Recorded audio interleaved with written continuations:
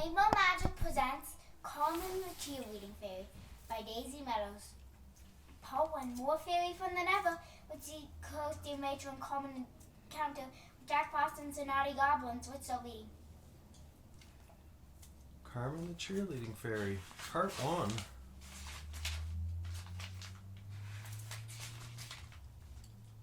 Perilous Practice. I can't believe we're finally here, Kirsty Tate cried, grinning. I've always dreamed about taking part in a real cheerleading competition. Her best friend, Rachel Walker, squeezed her hand. I can't believe it. You and your squad have worked really hard. I'm so glad I got to come along to watch you compete. The girls linked arms and skipped across the huge lawn in the middle of the Cove College campus. They'd come to Cove City with Kirsty's parents for the big junior cheerleading competition that weekend. It was Kirsty's first year on a squad, and this was their very first competition. Rachel and Kirsty had only just arrived, but the weekend already felt magical. Tumble over that way, Mr. Tate called from behind the girls, pointing to a large brick building on one corner of the lawn. The archway over the door read Cove College Gymnasium. Kirsty smiled and did a series of cartwheels on her way to the gym. Rachel whooped and applauded as Mr. and Mrs. Tate caught up with them. Is the rest of your squad meeting you here? Rachel asked, pulling the gym door open. Yep, it's our last practice before the competition tomorrow, Kirsty said, peering around the massive gym in awe. Though I'm not sure how I'll ever find them. This place is huge. Girls and boys were scattered all over the gym. Some were stretching and warming up, while others chatted excitedly. Colorful mats covered the floor, and Rachel and Kirsty could see piles of pom-poms and stacks of megaphones over by the bleachers. Kirsty, a voice suddenly called. A girl with a curly black ponytail ran up and gave Kirsty a hug. Can you believe all this? Kirsty shook her head, smiling. I guess we need a big gym to hold this much cheer, she turned to Rachel. Rachel, this is my friend Sunny. She's the captain of our squad. Can't wait to see your routine, Rachel said, waving as Kirsty and Sunny ran off to join their teammates. Come on, Rachel, Mrs. Tate said. Let's find a spot on the bleachers to watch them practice. From the bleachers, Rachel, Mr. Tate, and Mrs. Tate had a perfect view of the whole gym. There was an awful lot to see. Rachel counted 10 different squads practicing before she turned her attention back to Kirsty's team. Okay, let's go, Sunny cried.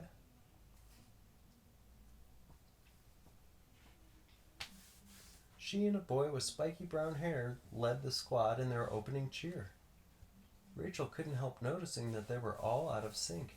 Some of the kids were forgetting the words and others were doing the wrong arm movements. Maybe they just need a minute to get warmed up, Rachel thought, frowning. Kirsty and her friends started to look more and more frustrated as they worked their way through the routine. Things weren't getting better. One girl fell during a simple jump and another accidentally kicked one of her teammates in the face while doing a cartwheel. Their coach, Mrs. Gold, stood to one side, shaking her head in confusion.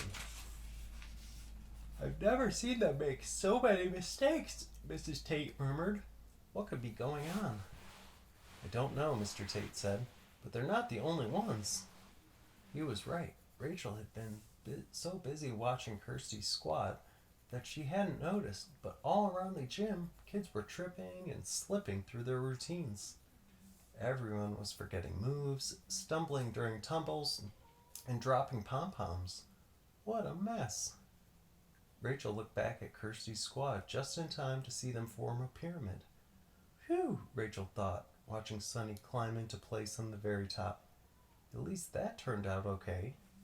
But suddenly, the pyramid began to wobble and sway, and then it collapsed. Rachel gasped, watching Kirsty and her teammates topple to the mat. Luckily, no one seemed to be hurt, but something was definitely not right. A magic mission. Just then, a flash of light caught Rachel's eye. She blinked. What was that? There it is again, she thought, spotting a twinkle in a nearby pile of pom-poms. She had to get a closer look. If it's all right, I thought I'd take a walk around the gym and check out some of the other squads, she said to Mr. and Mrs. Tate. Kirsty's parents nodded. Of course, Rachel, Mr. Tate said with a smile. Just make sure none of those crazy cheerleaders tumble into you. Rachel laughed and headed down the bleachers, keeping her eyes on the pile of pom-poms. As she tiptoed closer, she saw the twinkling light again. This time she could also see what was causing it.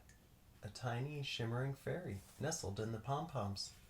She had a dark brown ponytail and wore a colorful cheerleading uniform. Hi, Rachel whispered with a grin, sitting down next to the pile. I'm Rachel. Is everything okay? The fairy looked up at her in surprise, and then she smiled in relief. Oh, Rachel, I was hoping you and Kirsty would find me. I've heard all about you. She smoothed her skirt and suddenly looked sad. I'm Carmen the cheerleading fairy. I'm sorry that I'm not full of more cheer right now. My magic objects are missing. Without them, cheerleading everywhere is a TOTAL total disaster. Let me guess, Rachel said. Jack Frost is at it again? Carmen nodded and crossed her arms angrily. Of course, he's such an icy old grouch. I shouldn't be surprised that he's taking it out on me. Rachel glanced around the gym. So that's why this practice is such a mess. It's awful, isn't it? Carmen sighed. These kids have worked so hard to get to this competition, and now nothing is going right. I'm afraid someone might get seriously hurt if I don't find my magic objects and fast. Nearby, a girl fell to the mat with a hard thud. Rachel flinched. Carmen was right. They had to fix this. What do your objects look like? She asked Carmen. I'll help you find them. Oh, thank you, Carmen cheered, clapping her hands and grinning. I was looking in this pile of pom-poms, hoping to find my magic pom-pom. It controls athleticism and helps people nail their moves and cheerleading routines. But I don't see it anywhere, she shrugged. Jack Frost and his goblins never make it easy, Rachel said knowingly. I'm also missing my magic hair bow, which controls teamwork. Helping people work together and support one another, Carmen said. And my magic megaphone is missing too.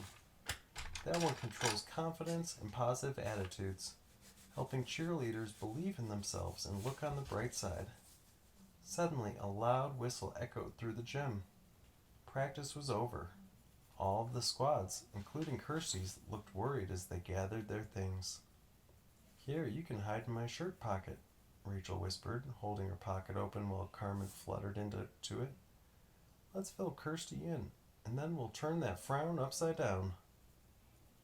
Carmen looked up and gave her a half-hearted smile. Rachel waved to Kirsty, and her friend walked over, hanging her head. That was just awful, Kirsty moaned. If we perform like that tomorrow, we're going to be the laughingstock of the whole competition. Rachel gave Kirsty a hug and then pulled her out of sight behind a rolled-up tumbling mat. I know you're feeling down, she said, but this might cheer you up. Carmen peeked out of Rachel's pocket and used her wand to send a swirl of sparkles into the air. Hi, Kirsty. I'm Carmen, the cheerleading fairy. Kirsty gasped and her face lit up. Oh, Carmen, I'm so happy to see you. Rachel quickly explained the situation. So that's why everyone's routines are going so badly, Kirsty cried. What a relief. Right, Carmen said with a nod, raising her arms above her head. Gimme an M. Gimme an E. Gimme an S. Gimme another S. What's that spell? Mess. Rachel squeezed Kirsty's hand. If we can find Carmen's magic objects before tomorrow, maybe we can save the competition. Kirsty jumped to her feet. There's no time to lose. Then she frowned. But where do we start? terrific tumblers. Kirsty, Rachel, and Carmen scanned the busy gym. There was no sign of Carmen's magic objects or naughty goblins anywhere. "We're never going to find anything in here," Rachel said. "It's too crowded."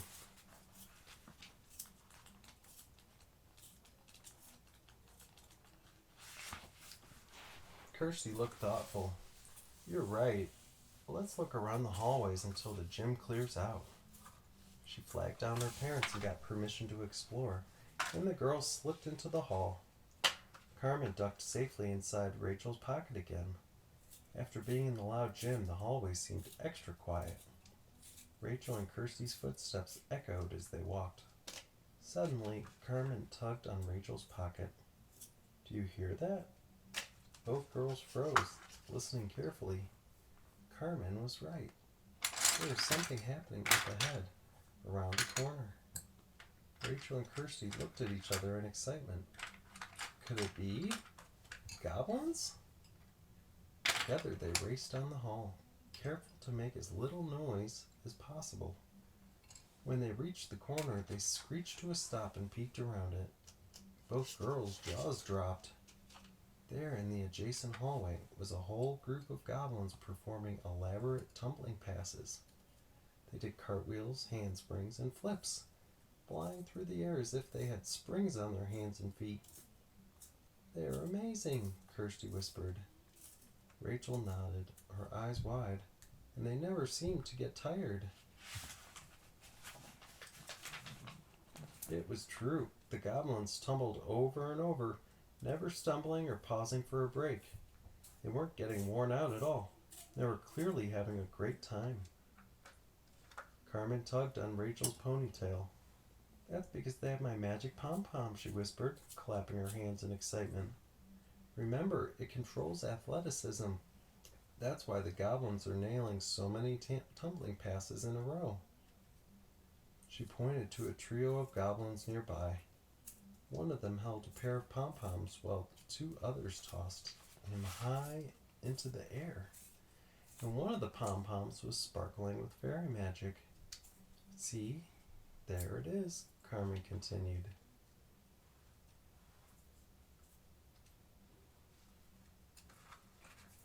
Guys, write in the comments if you take cheer or anything like gymnastics, or Kirsty, if you ever been in a competition. Kirsty almost let out a triumphant cheer, but Rachel clapped a hand over her mouth just in time. "Sorry," Kirsty whispered with a giggle. "I got a little carried away." Rachel grinned. "Let's come up with a plan for getting the pom-pom back before the goblins notice us," she said. Rachel and Kirsty sat down and put their heads together, whispering and thinking hard. But they hadn't gotten very far when Carmen fluttered up out of Rachel's pocket, peeked around the corner, and darted back faster than lightning. She landed on Kirsty's shoulder, looking worried. "Oh no, we have to go, go, go," she cried, pointing. When Kirsty and Rachel peeked around the corner again, they understood what Carmen was cheering about. The goblins were still tumbling like cheerleading champions, right through the door at the end of the hallway. They were heading outside, and they were taking Carmen's magic pom-pom with them.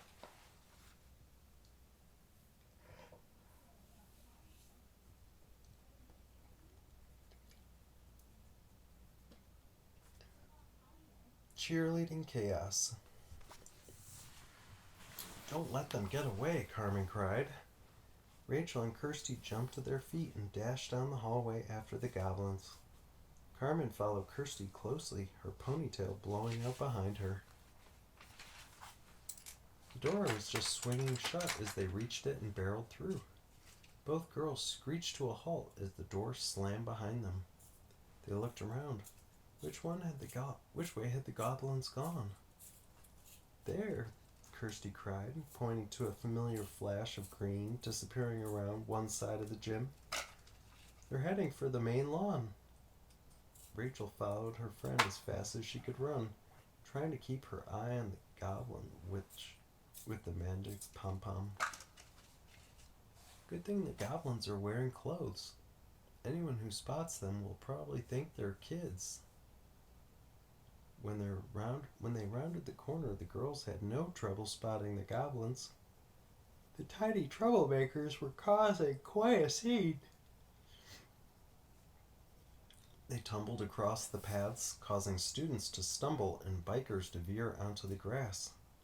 They somersaulted through flower beds, leaving a trail of dirty destruction behind them. They even cartwheeled through the fountain at the center of campus, splashing everyone nearby. "This is chaos," Kirsty said, shaking her head. "We have to stop them before someone gets hurt." Carmen tickled Kirsty's ear to get her attention. Luckily, it looks like the goblins are finally ready for a break. Sure enough, the goblins had flopped down on the grass, tossing their pom-poms down beside them. They stretched out and chatted excitedly. "Did you see that amazing flip I did in the fountain? That was nothing compared to my 17 back handsprings in a row. I out-tumbled all of you. No contest." Rachel rolled her eyes. The goblins could always find something to brag about, and that gave her an idea. She whispered her plan to Kirsty and Carmen. Once Carmen had tucked herself safely back into Rachel's shirt pocket, the two girls cheerfully approached the goblins. "Wow," Kirsty exclaimed. "You're all amazing tumblers." The goblins sat up tall, grinning proudly. "I wish I could cheer like you," Rachel added wistfully. "Could you teach us some moves?" "Sure," the goblins cried in unison, jumping to their feet. A goblin grabbed the girls' hands and led them to a wide open area of grass. "First, you need to master a back handspring." He demonstrated the move, making it look easy. Then he and his friends spotted Kirsty, then Rachel, making sure they didn't fall as each girl gave it a try. "Wow, that was fun," Rachel said with a laugh. She'd never done a back handspring before, and she had to admit, the goblins were good teachers. "Can you teach us a cheer sequence?" Kirsty asked the goblins. Another goblin stepped forward. "Absolutely. Here, you'll need these." He handed each girl a set of pom-poms. Rachel gasped and then coughed, trying to cover her surprise. One of the pom-poms in her hand sparkled and shimmered. She couldn't believe it. The goblin had handed her the magic pom-pom. A reason to cheer.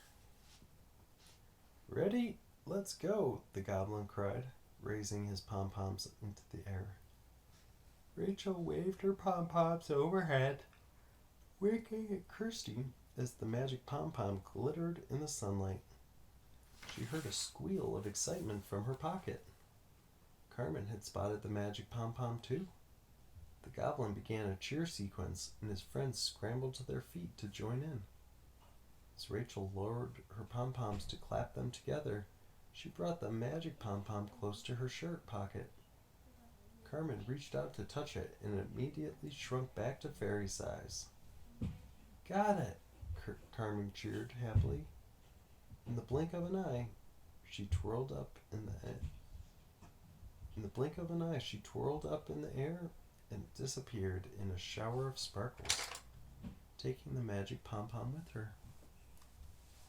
Rachel and Kirsty tried their best to pretend that nothing had happened, finishing out the cheer sequence enthusiastically. When they were done, the goblin who had the magic pom-pom turned to face them. "Not bad for beginners," he said. "Of course, you'll need to keep practicing if you want to be as good as me. But that's..." Suddenly, he froze. He stared at Rachel, who held a pom-pom in one hand and nothing in the other. "Hey, what happened to your other pom-pom?" he asked slowly.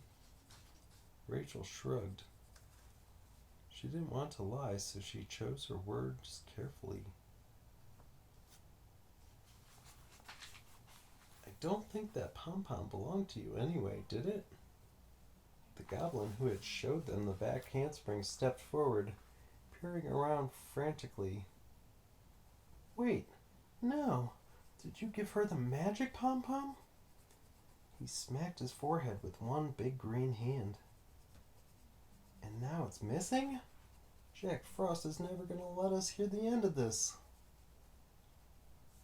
The other goblin snorted. This never would have happened in the first place if you hadn't been such a show-off. Me? The first goblin cried.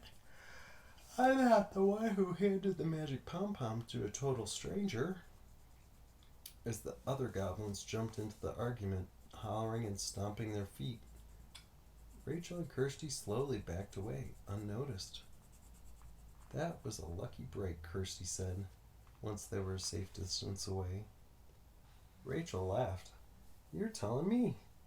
I couldn't believe he handed Carmen's magic pom-pom right to me.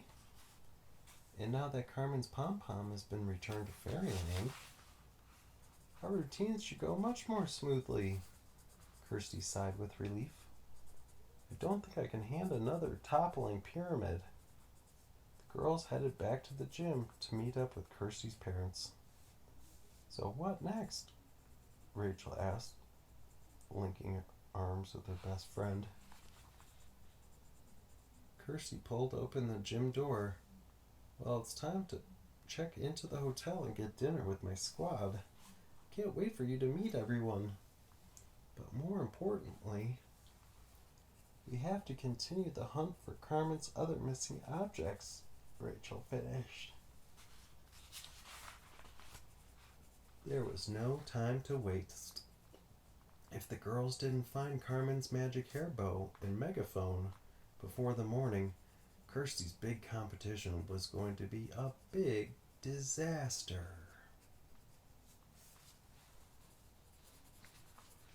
That's the end of part 1.